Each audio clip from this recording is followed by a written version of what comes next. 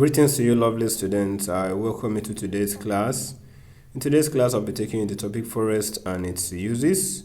And in the course of today's class, I'll be explaining to you definition of a forest, types of forest resources, and uses of forest resources.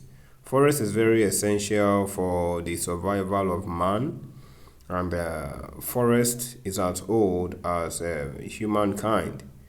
In fact, most of the resources that is used by industries actually come from the forest. We talk about leather. Leather is from wild animals. We talk about timber. We talk about the furniture you use at home is all made from the forest. Now, quickly, definition of a forest. What is a forest? A forest can be defined as a place where trees, shrubs, and timbers grows. A forest can exist naturally or cultivated. A forest can be cultivated, it can exist naturally, and a forest actually provides a place of residence for wild animals. There are different aspects of forest, or there are different terminologies that are connected to forest. We have afforestation, deforestation, selective exploitation, we have regeneration, and we have a lot of terminologies that are related to forest. Forest is actually, so some of these terminologies like afforestation can be defined as the planting of trees where trees has never existed before, while regeneration is likened to planting of trees where trees once existed. It could be artificial regeneration or natural regeneration.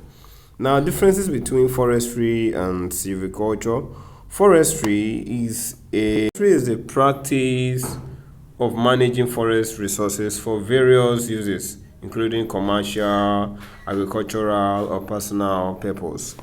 While silviculture is a branch of forestry that deals with the study of trees.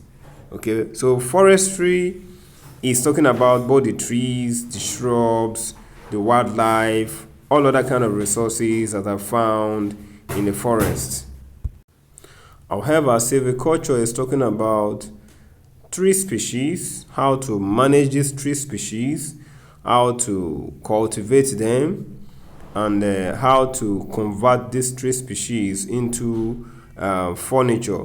An aspect of silviculture is also lumbering. Lumbering has to do with the cutting of trees, or no, cutting of timbers into different sizes for home use. Now, types of forest. We have different types of forest. A typical example is using Nigeria as a case study. Now we have rainforest. These are forests known for high rainfall. And then we have mangrove forest, we have savanna forest, we have derived forest.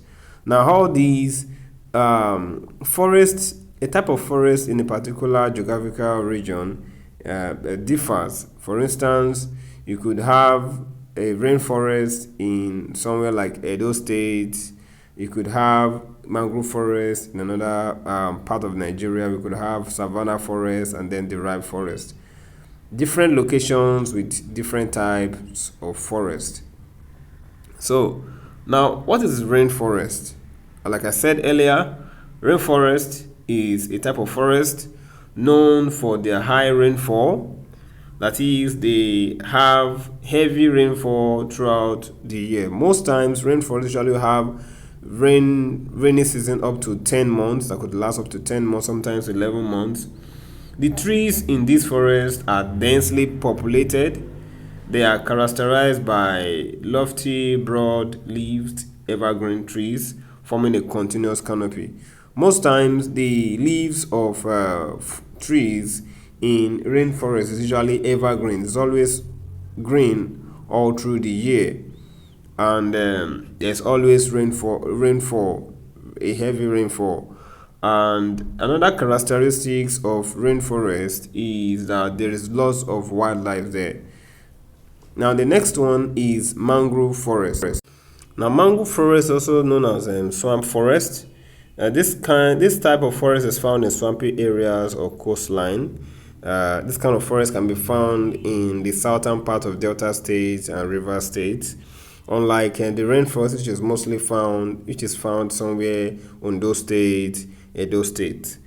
The area is usually with low oxygen soil because it's usually covered with water. The area has slow moving water.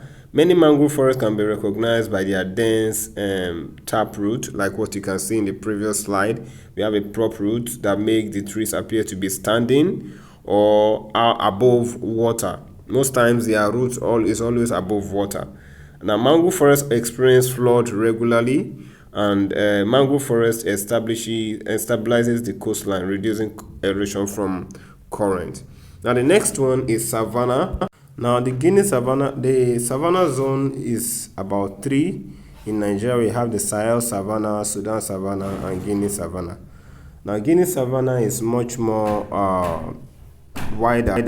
We have most states in Nigeria that are located in the Guinea savanna region, unlike the Sahel savanna, which is just Yobe State and Borno State. Then the Sudan savanna is mostly the northeastern part of Nigeria, the north western part of Nigeria. Then the Guinea savanna region, we have states like Oyo State, Osun State, Kwara State, some parts of Kogi State, Kaduna, and Benue State. Now, some of the features of a savanna region is that it's a mixture of woodland and grassland. It consists of widely spaced trees with canopies that is not close enough. The savanna has a period of rainy season and dry season. Sometimes the dry season could last up to 4 or 5 months, as in the case of the northern states, and the rainy season could last up to 6 months, 7 months, as in the case of some eastern states and southwestern states in Nigeria. Now, the next one is the derived forest. Now, derived forest is referred to as a type of forest that is achieved mainly by the activity or efforts of humans. It could be called an induced forest. It could be as a result of afforestation. The derived forest has so much advantages. It could be a combination of a Tonga farming system. That is, when the farmer is trying to plant crops and forest trees together. So that is for derived forest. Now, derived forest again usually composed of a specific species of trees, unlike other type of forest like the mangrove forest and rainforest that has different species of trees. It could have mahogany, it could have opepe, obeche. All these are examples of forestry species. Forest resources are defined as the valuable materials that are found in the forest. Forest resources could be animal-based, it could be plant-based. Now, most of the resources that are found in the forest are usually plant-based. And an example is the timber. We have softwood that is used for making matches. We have the neem tree. The neem tree is used for making toothpick. We have the medicinal herbs. Medicinal herbs is used for making drugs. Is used for making drugs by the pharmaceutical industries. We have some fruit. We have nuts. We have mushrooms. There's also snails, which are gotten from the forest. There's also honey, which is gotten from the bees in the forest. We have tree barks. There's also leaves. We have wild animals that are gotten from the forest. We have the skin of wild animal, which is used as leather. Now, typical uses of the importance of forest is for the provision of timber. Forest also helps for the provision of employment. Forest also help for the provision of recreation center and tourist attraction. An example is what you have in the Obudu Cattle Ranch and also the Okomu Forest Reserve. That is all for today. I hope to see you in my next class. Do have a wonderful day. Bye.